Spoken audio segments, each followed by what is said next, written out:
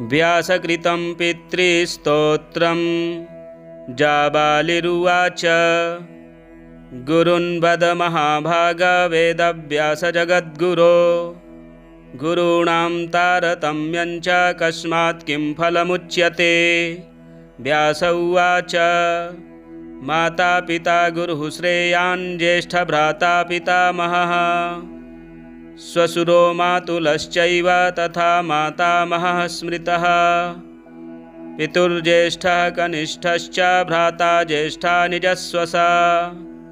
पितुः स्वसा जनन्याश्च स्वसा गुरुजनाः स्मृताः। पत्न्यः पितामहादीनां तथैव गुरवः स्मृताः।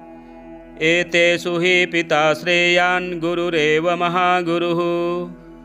पिता धर्मः पिता स्वर्गः पिता हि परमं तपः। पितरि प्रीतिमापन्ने प्रीयन्ते सर्वदेवताः। पिता यस्य क्वचिद्दृष्टो न तस्य कस्यचित् गतिः। जपोदानं तपो होमः स्नानं तीर्थक्रियाविधिः। वृथैव तस्य सर्वाणि कर्माण्यन्यानि कानिचित्। करोति सर्वदेवेशं पितरं चानुतप्ययः। अनुतापः पितुस्तीव्रं विषं दहति यं सुतं। जपादिविफलं तत्र दग्धचित्युक्तबीजवत्। पित्रर्थे पुण्यकर्माणि कुर्यात् सर्वाणि सत्सुतः। तेनाननुमतोऽप्येवं कुर्वन्नेवावसीदति। यत्नात्तु पितरं यस्तु कियत् पुण्यं च कारयेत्। स तत्पुण्यफलं कोटिगुणमाप्नोत्यसंशयम्। शृणु वक्ष्ये पितुः स्तोत्रं विष्णवे ब्रह्मणोदितं। नाभिपद्मो भवो येन तुष्टाव पितरं सतं। ब्रह्मोवाच। ॐ नमः पित्रे जन्मदात्रे सर्वदेवमयाय च। सुखदाय प्रसन्नाय सुप्रीताय महात्मने। सर्वयज्ञस्वरूपाय स्वर्गाय परमेष्ठिने। सर्वतीर्थावलोकाय करुणासागराय च। नमः सदासुतोषाय शिवरूपाय ते नमः। सदापराधक्षमिणे सुखाय सुखदाय च। दुर्लभं मानुषमिदं येन लब्धं मया वपुः। संभावनीयं धर्मार्थे तस्मै पित्रे नमो नमः। तीर्थस्नानतपोहोम जपादि यस्य दर्शनं। महागुरोश्च गुरवे तस्मै पित्रे नमो नमः। यस्य प्रणामस्तवनात् कोटिशः पितृतर्पणम्। अश्वमेधशतैस्तुल्यं तस्मै पित्रे नमो नमः। इदं स्तोत्रं पितुः पुण्यं यः पठेत् प्रयतो नरः। प्रत्यहं प्रातरुत्थाय पितृश्राद्धदिनेऽपि च। स्वजन्मदिवसे साक्षात् पितुरग्रे स्थितोऽपि वा। सर्वज्ञतादिवाञ्छितं नानापकर्म कृत्वापि यः स्तौति पितरं सुतः। सध्रुवं प्रविधायैव प्रायश्चित्तं सुखी भवेत्। पितुः प्रीतिकरो नित्यं सर्वकर्माण्यथार्हति। जाबालिरुवाच। गुरून् वद महाभाग वेदव्यासजगद्गुरो। गुरूणां तारतम्यं च कस्मात् किं फलमुच्यते। व्यास उवाच। माता पिता गुरुः श्रेयान् ज्येष्ठभ्राता पितामहः। श्वशुरो मातुलश्चैव तथा मातामहः स्मृतः। पितुर्ज्येष्ठः कनिष्ठश्च भ्राता ज्येष्ठा निजस्वसा। पितुः स्वसा जनन्याश्च स्वसा गुरुजनाः स्मृताः। पत्न्यः पितामहादीनां तथैव गुरवः स्मृताः। एतेषु हि पिता श्रेयान् गुरुरेव महागुरुः। पिता धर्मः पिता स्वर्गः पिता हि परमं तपः। पितरि प्रीतिमापन्ने प्रीयन्ते सर्वदेवताः।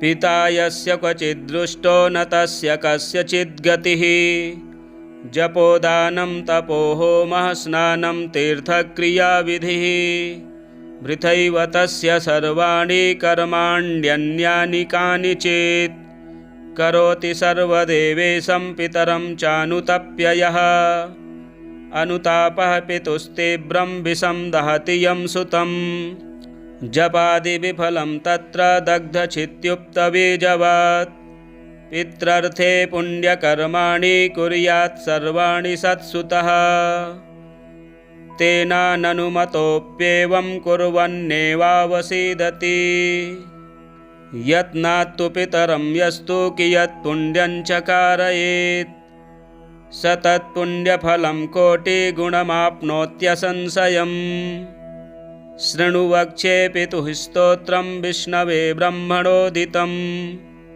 नाभिपद्मो भवो येन तुष्टाव पितरं सतं ब्रह्मोवाच ॐ नमः पित्रे जन्मदात्रे सर्वदेवमयाय च सुखदाय प्रसन्नाय सुप्रीताय महात्मने सर्वयज्ञस्वरूपाय स्वर्गाय परमेष्ठिने सर्वतीर्थावलोकाय करुणासागराय च नमः सदासुतोषाय शिवरूपाय ते नमः सदा पराधक्षमिणे सुखाय सुखदाय च दुर्लभं मानुषमिदं येन लब्धं मया वपुः संभावनीयं धर्मार्थे तस्मै पित्रे नमो नमः तीर्थस्नानतपो होम जपादि यस्य दर्शनं महागुरोश्च गुरवे तस्मै पित्रे नमो नमः यस्य प्रणामस्तवनात् कोटिशः पितृतर्पणम् अश्वमेधशतैस्तुल्यं तस्मै पित्रे नमो नमः इदं स्तोत्रं पितुः पुण्यं यः पठेत् प्रयतो नरः प्रत्यहं प्रातरुत्थाय पितृश्राद्धदिनेऽपि च स्वजन्मदिवसे साक्षात् पितुरग्रे स्थितोऽपि वा सर्वज्ञतादिवाञ्छितम् नानापकर्म कृत्वापि यः स्तौति पितरं सुतः स ध्रुवं प्रविधायैव प्रायश्चित्तं सुखी भवेत् पितुः प्रीतिकरो नित्यं सर्वकर्माण्यथार्हति जाबालिरुवाच गुरुन् वद महाभाग वेदव्यास जगद्गुरो गुरूणां तारतम्यं च कस्मात् किं फलमुच्यते व्यास उवाच माता पिता गुरुः श्रेयान् ज्येष्ठभ्राता पितामहः श्वशुरो मातुलश्चैव तथा मातामहः स्मृतः पितुर्ज्येष्ठः कनिष्ठश्च भ्राता ज्येष्ठा निजस्वसा पितुः स्वसा जनन्याश्च स्वसा गुरुजनाः स्मृताः पत्न्यः पितामहादीनां तथैव गुरवः स्मृताः एतेषु हि पिता श्रेयान् गुरुरेव महागुरुः पिता धर्मः पिता स्वर्गः पिता हि परमं तपः पितरि प्रीतिमापन्ने प्रीयन्ते सर्वदेवताः पिता यस्य क्वचिद्दृष्टो न तस्य कस्यचिद्गतिः जपोदानं तपो होमः स्नानं तीर्थक्रियाविधिः वृथैव तस्य सर्वाणि कर्माण्यन्यानि कानिचित् करोति सर्वदेवेशं पितरं चानुतप्ययः अनुतापः पितुस्तीव्रं विषं दहति यं सुतं जपादिविफलं तत्र दग्धचित्युक्तबीजवत् पित्रर्थे पुण्यकर्माणि कुर्यात् सर्वाणि सत्सुतः तेनाननुमतोऽप्येवं कुर्वन्नेवावसीदति यत्नात्तु पितरं यस्तु कियत् पुण्यं च कारयेत् स तत्पुण्यफलं कोटिगुणमाप्नोत्यसंशयम् शृणु वक्ष्ये पितुः स्तोत्रं विष्णवे ब्रह्मणोदितं नाभिपद्मो भवो येन तुष्टावपितरं सतं। ब्रह्मोवाच ॐ नमः पित्रे जन्मदात्रे सर्वदेवमयाय च सुखदाय प्रसन्नाय सुप्रीताय महात्मने सर्वयज्ञस्वरूपाय स्वर्गाय परमेष्ठिने सर्वतीर्थावलोकाय करुणासागराय च नमः सदासुतोषाय शिवरूपाय ते नमः सदापराधक्षमिणे सुखाय सुखदाय च दुर्लभं मानुषमिदं येन लब्धं मया वपुः संभावनीयं धर्मार्थे तस्मै पित्रे नमो नमः तीर्थस्नानतपोहोम जपादि यस्य दर्शनं महागुरोश्च गुरवे तस्मै पित्रे नमो नमः यस्य प्रणामस्तवनात् कोटिशः पितृतर्पणम् अश्वमेधशतैस्तुल्यं तस्मै पित्रे नमो नमः इदं स्तोत्रं पितुः पुण्यं यः पठेत् प्रयतो नरः प्रत्यहं प्रातरुत्थाय पितृश्राद्धदिनेऽपि च स्वजन्मदिवसे साक्षात् पितुरग्रे स्थितोऽपि वा सर्वज्ञतादिवाञ्छितम् नानापकर्म कृत्वापि यः स्तौति पितरं सुतः स ध्रुवं प्रविधायैव प्रायश्चित्तं सुखी भवेत् पितुः प्रीतिकरो नित्यं सर्वकर्माण्यथार्हति जाबालिरुवाच गुरुन् वद महाभाग वेदव्यासजगद्गुरो गुरूणां तारतम्यं च कस्मात् किं फलमुच्यते व्यास उवाच माता पिता गुरुः श्रेयान् ज्येष्ठभ्राता पितामहः श्वशुरो मातुलश्चैव तथा मातामहः स्मृतः पितुर्ज्येष्ठः कनिष्ठश्च भ्राता ज्येष्ठा निजस्वसा पितुः स्वसा जनन्याश्च स्वसा गुरुजनाः स्मृताः पत्न्यः पितामहादीनां तथैव गुरवः स्मृताः एतेषु हि पिता श्रेयान् गुरुरेव महागुरुः पिता धर्मः पिता स्वर्गः पिता हि परमं तपः पितरि प्रीतिमापन्ने प्रीयन्ते सर्वदेवताः पिता यस्य क्वचिद्दृष्टो न तस्य कस्यचित् गतिः जपोदानं तपोहोमः स्नानं तीर्थक्रियाविधिः वृथैव तस्य सर्वाणि कर्माण्यन्यानि कानिचित् करोति सर्वदेवेशं पितरं चानुतप्ययः अनुतापः पितुस्तीव्रं विषं दहति यं सुतं जपादिविफलं तत्र दग्धचित्युक्तबीजवत् पित्रर्थे पुण्यकर्माणि कुर्यात् सर्वाणि सत्सुतः तेनाननुमतोऽप्येवं कुर्वन्नेवावसीदति यत्नात्तु पितरं यस्तु कियत् पुण्यं च स तत्पुण्यफलं कोटिगुणमाप्नोत्यसंशयम् शृणु वक्ष्ये पितुः स्तोत्रं विष्णवे ब्रह्मणोदितं नाभिपद्मो भवो येन तुष्टावपितरं सतं ब्रह्मोवाच ॐ नमः पित्रे जन्मदात्रे सर्वदेवमयाय च सुखदाय प्रसन्नाय सुप्रीताय महात्मने सर्वयज्ञस्वरूपाय स्वर्गाय परमेष्ठिने सर्वतीर्थावलोकाय करुणासागराय च नमः सदासुतोषाय शिवरूपाय ते नमः सदापराधक्षमिणे सुखाय सुखदाय च दुर्लभं मानुषमिदं येन लब्धं मया वपुः संभावनीयं धर्मार्थे तस्मै पित्रे नमो नमः तीर्थस्नानतपोहोम जपादि यस्य दर्शनं महागुरोश्च गुरवे तस्मै पित्रे नमो नमः यस्य प्रणामस्तवनात् कोटिशः पितृतर्पणम् अश्वमेधशतैस्तुल्यं तस्मै पित्रे नमो नमः। इदं स्तोत्रं पितुः पुण्यं यः पठेत् प्रयतो नरः प्रत्यहं प्रातरुत्थाय पितृश्राद्धदिनेऽपि च स्वजन्मदिवसे साक्षात् पितुरग्रे स्थितोऽपि वा सर्वज्ञतादिवाञ्छितं नानापकर्म कृत्वापि यः स्तौति पितरं सुतः स ध्रुवं प्रविधायैव प्रायश्चित्तं सुखी भवेत्। पितुः प्रीतिकरो नित्यं सर्वकर्माण्यथार्हति। जाबालिरुवाच गुरुन् वद महाभाग वेदव्यास जगद्गुरो गुरूणां तारतम्यं च कस्मात् किं फलमुच्यते।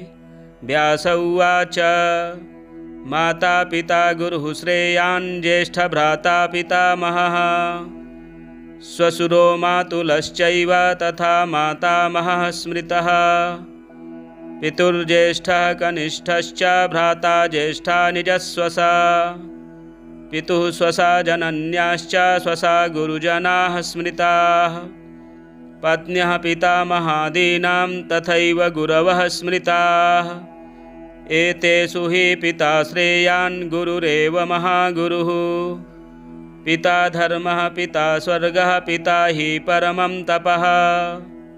पितरि प्रीतिमापन्ने प्रीयन्ते सर्वदेवताः। पिता यस्य क्वचिद्दृष्टो न तस्य कस्यचित् गतिः। जपोदानं तपो होमः स्नानं तीर्थक्रियाविधिः। वृथैव तस्य सर्वाणि कर्माण्यन्यानि कानिचित् करोति सर्वदेवेशं पितरं चानुतप्ययः। अनुतापः पितुस्तीव्रं विषं दहति यं सुतं। जपादिविफलं तत्र दग्धचित्युक्तबीजवत्। पित्रर्थे पुण्यकर्माणि कुर्यात् सर्वाणि सत्सुतः। तेनाननुमतोऽप्येवं कुर्वन्नेवावसीदति। यत्नात्तु पितरं यस्तु कियत्पुण्यं च कारयेत् स तत्पुण्यफलं कोटिगुणमाप्नोत्यसंशयम्। शृणु वक्ष्ये पितुः स्तोत्रं विष्णवे ब्रह्मणोदितं। नाभिपद्मो भवो येन तुष्टाव पितरं सतं। ब्रह्मोवाच ॐ नमः पित्रे जन्मदात्रे सर्वदेवमयाय च सुखदाय प्रसन्नाय सुप्रीताय महात्मने सर्वयज्ञस्वरूपाय स्वर्गाय परमेष्ठिने सर्वतीर्थावलोकाय करुणासागराय च नमः सदासुतोषाय शिवरूपाय ते नमः। सदापराधक्षमिणे सुखाय सुखदाय च दुर्लभं मानुषमिदं येन लब्धं मया वपुः। संभावनीयं धर्मार्थे तस्मै पित्रे नमो नमः। तीर्थस्नानतपो होम जपादि यस्य दर्शनं महागुरोश्च गुरवे तस्मै पित्रे नमो नमः। यस्य प्रणामस्तवनात् कोटिशः पितृतर्पणम् अश्वमेधशतैस्तुल्यं तस्मै पित्रे नमो नमः। इदं स्तोत्रं पितुः पुण्यं यः पठेत् प्रयतो नरः प्रत्यहं प्रातरुत्थाय पितृश्राद्धदिनेऽपि च स्वजन्मदिवसे साक्षात् पितुरग्रे स्थितोऽपि वा सर्वज्ञतादिवाञ्छितं नानापकर्म कृत्वापि यः स्तौति पितरं सुतः स ध्रुवं प्रविधायैव प्रायश्चित्तं सुखी भवेत्। पितुः प्रीतिकरो नित्यं सर्वकर्माण्यथार्हति। जाबालिरुवाच गुरुन् वद महाभाग वेदव्यास जगद्गुरो गुरूणां तारतम्यं च कस्मात् किं फलमुच्यते। व्यास उवाच माता पिता गुरुः श्रेयान् ज्येष्ठभ्राता पितामहः श्वशुरो मातुलश्चैव तथा मातामहः स्मृतः पितुर्ज्येष्ठः कनिष्ठश्च भ्राता ज्येष्ठा निजस्वसा पितुः स्वसा जनन्याश्च स्वसा गुरुजनाः स्मृताः पत्न्यः पितामहादीनां तथैव गुरवः स्मृताः एतेषु हि पिता श्रेयान् गुरुरेव महागुरुः पिता धर्मः पिता स्वर्गः पिता हि परमं तपः पितरि प्रीतिमापन्ने प्रीयन्ते सर्वदेवताः पिता यस्य क्वचिद्दृष्टो न तस्य कस्यचिद् गतिः जपोदानं तपो होमः स्नानं तीर्थक्रियाविधिः भृथैव तस्य सर्वाणि कर्माण्यन्यानि कानिचित् करोति सर्वदेवेशं पितरं चानुतप्ययः अनुतापः पितुस्तीव्रं विषं दहति यं सुतं जपादिविफलं तत्र दग्धचित्युक्तबीजवत् पित्रर्थे पुण्यकर्माणि कुर्यात् सर्वाणि सत्सुतः तेनाननुमतोऽप्येवं कुर्वन्नेवावसीदति यत्नात्तु पितरं यस्तु कियत् पुण्यं च कारयेत् स तत्पुण्यफलं कोटिगुणमाप्नोत्यसंशयम् शृणु वक्ष्ये पितुः स्तोत्रं विष्णवे ब्रह्मणोदितं नाभिपद्मो भवो येन तुष्टाव पितरं सतं ब्रह्मोवाच ॐ नमः पित्रे जन्मदात्रे सर्वदेवमयाय च सुखदाय प्रसन्नाय सुप्रीताय महात्मने सर्वयज्ञस्वरूपाय स्वर्गाय परमेष्ठिने सर्वतीर्थावलोकाय करुणासागराय च नमः सदासुतोषाय शिवरूपाय ते नमः सदा पराधक्षमिणे सुखाय सुखदाय च दुर्लभं मानुषमिदं येन लब्धं मया वपुः संभावनीयं धर्मार्थे तस्मै पित्रे नमो नमः तीर्थस्नानतपो होम जपादि यस्य दर्शनं महागुरोश्च गुरवे तस्मै पित्रे नमो नमः यस्य प्रणामस्तवनात् कोटिशः पितृतर्पणम् अश्वमेधशतैस्तुल्यं तस्मै पित्रे नमो नमः इदं स्तोत्रं पितुः पुण्यं यः पठेत् प्रयतो नरः प्रत्यहं प्रातरुत्थाय पितृश्राद्धदिनेऽपि च स्वजन्मदिवसे साक्षात् पितुरग्रे स्थितोऽपि वा सर्वज्ञतादिवाञ्छितं नानापकर्म कृत्वापि यः स्तौति पितरं सुतः स ध्रुवं प्रविधायैव प्रायश्चित्तं सुखी भवेत् पितुः प्रीतिकरो नित्यं सर्वकर्माण्यथार्हति जाबालिरुवाच गुरुन् वद महाभाग वेदव्यास जगद्गुरो गुरूणां तारतम्यं च कस्मात् किं फलमुच्यते व्यास उवाच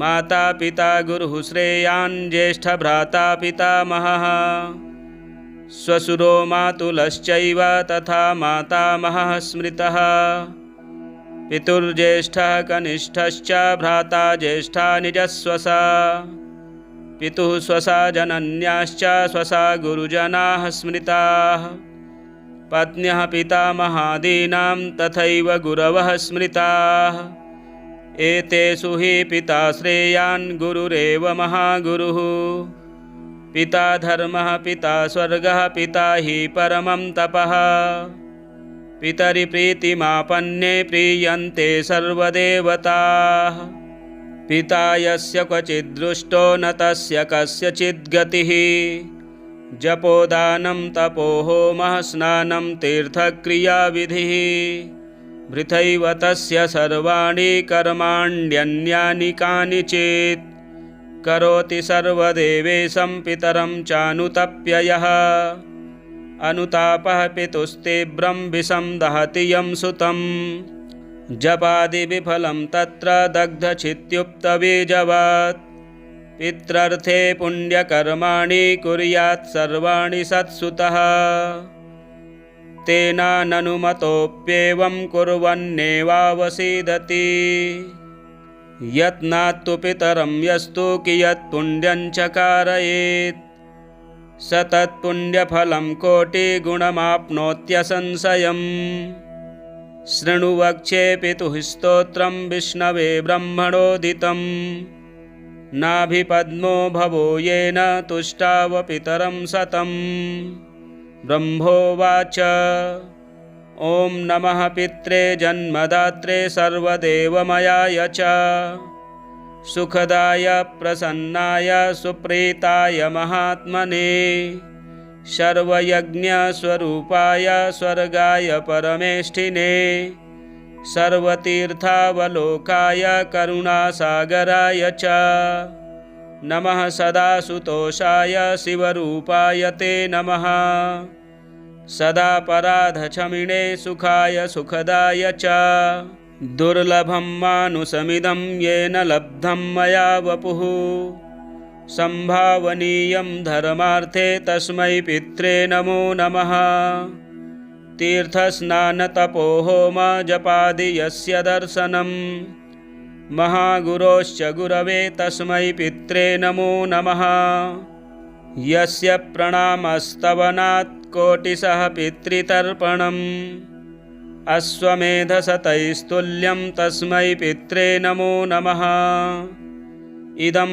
स्तोत्रं पितुः पुण्यं यः पठेत् प्रयतो नरः प्रत्यहं प्रातरुत्थाय पितृश्राद्धदिनेऽपि च स्वजन्मदिवसे साक्षात् पितुरग्रे स्थितोऽपि वा सर्वज्ञतादिवाञ्छितम् नानापकर्म कृत्वापि यः स्तौति पितरं सुतः स ध्रुवं प्रविधायैव प्रायश्चित्तं सुखी भवेत् पितुः प्रीतिकरो नित्यं सर्वकर्माण्यथार्हति जाबालिरुवाच गुरुन् वद महाभाग वेदव्यासजगद्गुरो गुरूणां तारतम्यं च कस्मात् किं फलमुच्यते व्यास उवाच माता पिता गुरुः श्रेयान् ज्येष्ठभ्राता पितामहः श्वशुरो मातुलश्चैव तथा मातामहः स्मृतः पितुर्ज्येष्ठः कनिष्ठश्च भ्राता ज्येष्ठा निजस्वसा पितुः स्वसा जनन्याश्च स्वसा गुरुजनाः स्मृताः पत्न्यः पितामहादीनां तथैव गुरवः स्मृताः एतेषु हि पिता श्रेयान् गुरुरेव महागुरुः पिता धर्मः पिता स्वर्गः पिता हि परमं तपः पितरि प्रीतिमापन्ने प्रीयन्ते सर्वदेवताः पिता यस्य क्वचिद्दृष्टो न तस्य कस्यचित् गतिः जपोदानं तपोहोमः स्नानं तीर्थक्रियाविधिः वृथैव तस्य सर्वाणि कर्माण्यन्यानि कानिचित् करोति सर्वदेवेशं पितरं चानुतप्य यः अनुतापः पितुस्तीव्रं विषं दहति यं सुतं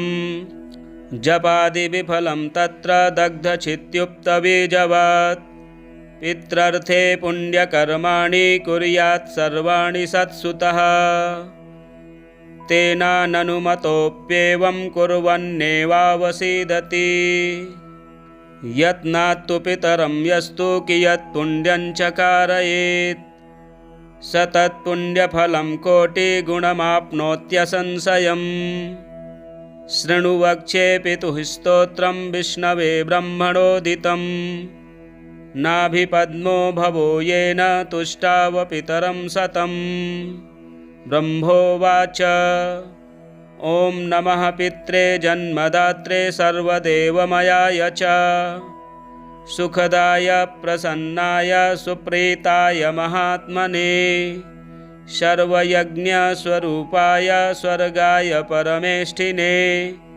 सर्वतीर्थावलोकाय करुणासागराय च नमः सदासुतोषाय शिवरूपाय ते नमः सदा पराधक्षमिणे सुखाय सुखदाय च दुर्लभं मानुषमिदं येन लब्धं मया वपुः संभावनीयं धर्मार्थे तस्मै पित्रे नमो नमः तीर्थस्नानतपोहोम जपादि यस्य दर्शनं महागुरोश्च गुरवे तस्मै पित्रे नमो नमः यस्य प्रणामस्तवनात् कोटिशः पितृतर्पणम् अश्वमेधशतैस्तुल्यं तस्मै पित्रे नमो नमः इदं स्तोत्रं पितुः पुण्यं यः पठेत् प्रयतो नरः प्रत्यहं प्रातरुत्थाय पितृश्राद्धदिनेऽपि च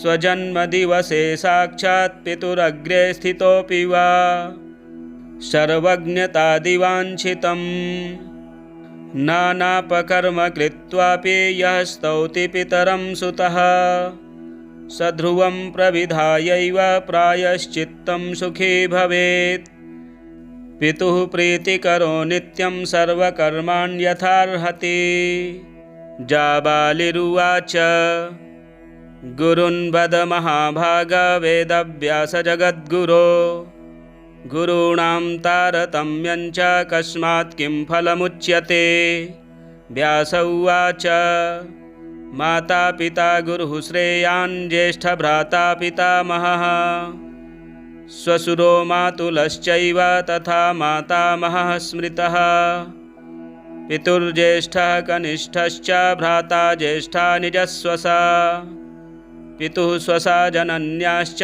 स्वसा गुरुजनाः स्मृताः पत्न्यः पितामहादीनां तथैव गुरवः स्मृताः एतेषु हि पिता श्रेयान् गुरुरेव महागुरुः पिता धर्मः पिता स्वर्गः पिता हि परमं तपः पितरि प्रीतिमापन्ने प्रीयन्ते सर्वदेवताः पिता यस्य क्वचिद्दृष्टो न तस्य कस्यचित् गतिः जपोदानं तपोहोमः स्नानं तीर्थक्रियाविधिः वृथैव तस्य सर्वाणि कर्माण्यन्यानि कानिचित् करोति सर्वदेवेशं पितरं चानुतप्ययः अनुतापः पितुस्तीव्रं विषं दहति यं सुतं जपादिविफलं तत्र दग्धचित्युक्तबीजवत् पित्रर्थे पुण्यकर्माणि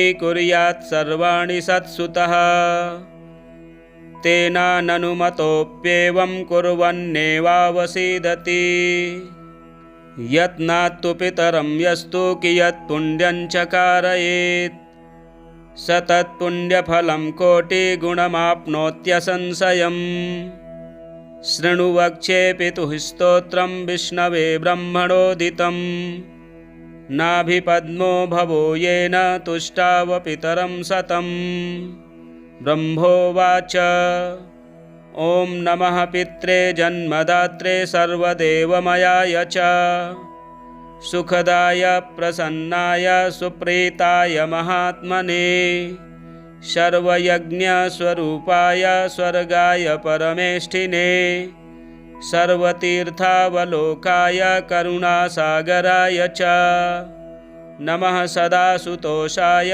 शिवरूपाय ते नमः सदा पराधक्षमिणे सुखाय सुखदाय च दुर्लभं मानुषमिदं येन लब्धं मया वपुः संभावनीयं धर्मार्थे तस्मै पित्रे नमो नमः तीर्थस्नानतपोहोम जपादि यस्य दर्शनं महागुरोश्च गुरवे तस्मै पित्रे नमो नमः यस्य प्रणामस्तवनात् कोटिशः पितृतर्पणम् अश्वमेधशतैस्तुल्यं तस्मै पित्रे नमो नमः इदं स्तोत्रं पितुः पुण्यं यः पठेत् प्रयतो नरः प्रत्यहं प्रातरुत्थाय पितृश्राद्धदिनेऽपि च स्वजन्मदिवसे साक्षात् पितुरग्रे स्थितोऽपि वा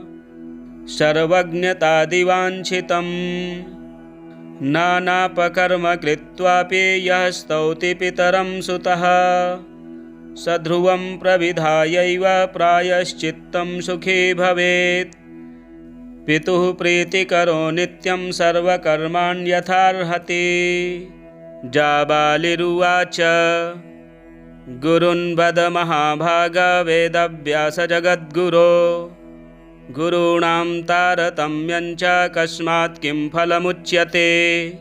व्यास उवाच माता पिता गुरुः श्रेयान् ज्येष्ठभ्राता पितामहः श्वशुरो मातुलश्चैव तथा मातामहः स्मृतः। पितुर्ज्येष्ठः कनिष्ठश्च भ्राता ज्येष्ठा निजस्वसा। पितुः स्वसा जनन्याश्च स्वसा गुरुजनाः स्मृताः। पत्न्यः पितामहादीनां तथैव गुरवः स्मृताः। एतेषु हि पिता श्रेयान् गुरुरेव महागुरुः। पिता धर्मः पिता स्वर्गः पिता हि परमं तपः। पितरि प्रीतिमापन्ने प्रीयन्ते सर्वदेवताः। पिता यस्य क्वचिद्दृष्टो न तस्य कस्यचिद् गतिः। जपोदानं तपो होमः स्नानं तीर्थक्रियाविधिः। वृथैव तस्य सर्वाणि कर्माण्यन्यानि कानिचित्। करोति सर्वदेवेशं पितरं चानुतप्ययः। अनुतापः पितुस्तीव्रं विषं दहति यं सुतं। जपादिविफलं तत्र दग्धचित्युक्तबीजवत्। पित्रर्थे पुण्यकर्माणि कुर्यात् सर्वाणि सत्सुतः। तेनाननुमतोऽप्येवं कुर्वन्नेवावसीदति। यत्नात्तु पितरं यस्तु कियत् पुण्यं च कारयेत्। स तत्पुण्यफलं कोटिगुणमाप्नोत्यसंशयम्। शृणु वक्ष्ये पितुः स्तोत्रं विष्णवे ब्रह्मणोदितं। नाभिपद्मो भवो येन तुष्टाव पितरं सतं। ब्रह्मोवाच ॐ नमः पित्रे जन्मदात्रे सर्वदेवमयाय च। सुखदाय प्रसन्नाय सुप्रीताय महात्मने।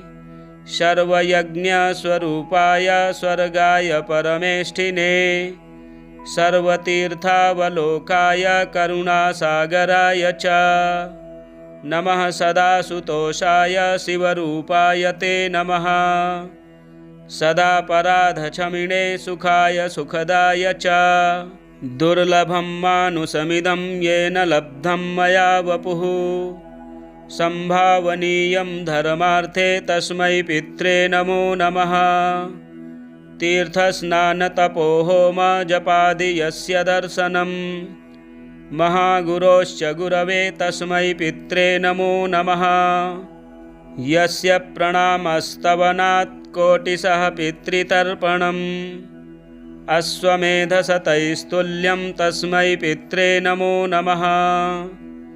इदं स्तोत्रं पितुः पुण्यं यः पठेत् प्रयतो नरः। प्रत्यहं प्रातरुत्थाय पितृश्राद्धदिनेऽपि च स्वजन्मदिवसे साक्षात् पितुरग्रे स्थितोऽपि वा सर्वज्ञतादिवाञ्छितम्। नानापकर्म कृत्वापि यः स्तौति पितरं सुतः स ध्रुवं प्रविधायैव प्रायश्चित्तं सुखी भवेत्।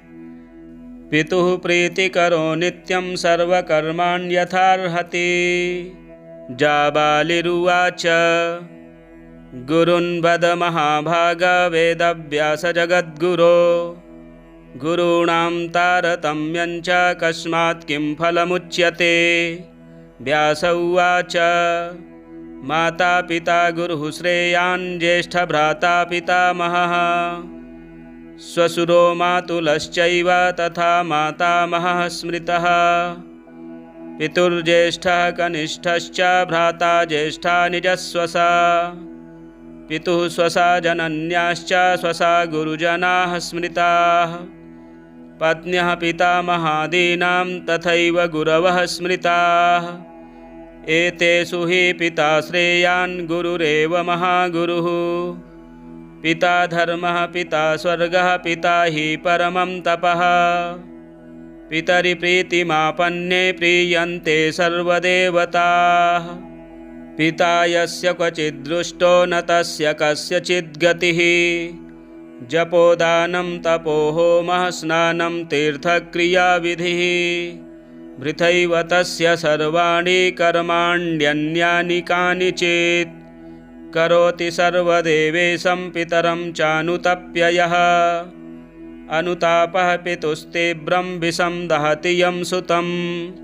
जपादिविफलं तत्र दग्धचित्युक्तबीजवत्।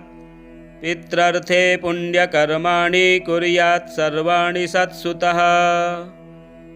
तेनाननुमतोऽप्येवं कुर्वन्नेवावसीदति। यत्नात्तु पितरं यस्तु कियत् पुण्यं च कारयेत्। स तत्पुण्यफलं कोटिगुणमाप्नोत्यसंशयम्। शृणु वक्ष्ये पितुः स्तोत्रं विष्णवे ब्रह्मणोदितं। नाभिपद्मो भवो येन तुष्टाव पितरं सतम्। ब्रह्मोवाच ॐ नमः पित्रे जन्मदात्रे सर्वदेवमयाय च। सुखदाय प्रसन्नाय सुप्रीताय महात्मने। सर्वयज्ञस्वरूपाय स्वर्गाय परमेष्ठिने। सर्वतीर्थावलोकाय करुणासागराय च। नमः सदासुतोषाय शिवरूपाय ते नमः। सदापराधक्षमिणे सुखाय सुखदाय च। दुर्लभं मानुषमिदं येन लब्धं मया वपुः। संभावनीयं धर्मार्थे तस्मै पित्रे नमो नमः। तीर्थस्नानतपो होम जपादि यस्य दर्शनं। महागुरोश्च गुरवे तस्मै पित्रे नमो नमः। यस्य प्रणामस्तवनात् कोटिशः पितृतर्पणम्। अश्वमेधशतैस्तुल्यं तस्मै पित्रे नमो नमः। इदं स्तोत्रं पितुः पुण्यं यः पठेत् प्रयतो नरः। प्रत्यहं प्रातरुत्थाय पितृश्राद्धदिनेऽपि च। स्वजन्मदिवसे साक्षात् पितुरग्रे स्थितोऽपि वा। सर्वज्ञतादिवाञ्छितम्। नानापकर्म कृत्वापि यः स्तौति पितरं सुतः। स ध्रुवं प्रविधायैव प्रायश्चित्तं सुखी भवेत्। पितुः प्रीतिकरो नित्यं सर्वकर्माण्यथार्हति। बृहद्धर्मपुराणे पितृमातृभक्तिर्नाम द्वितीयोऽध्यायान्तर्गत व्यासप्रोक्तं पितृस्तोत्रं संपूर्णम्। प्रिय दर्शकों, महालय पितृपक्ष इन दिनों में इस स्तोत्र को श्रवण करने से पितृदेवता प्रसन्न होकर घर में सुख शांति का आशीर्वाद देती हैं। आप इस स्तोत्र के 11 पाठ नित्य श्रवण करें, आपकी सभी कामनाएं पूर्ण होंगी। यदि हमारे चैनल में नए हैं तो चैनल को सब्सक्राइब करें, वीडियो शेयर करें, लाइक करें। हर हर महादेव।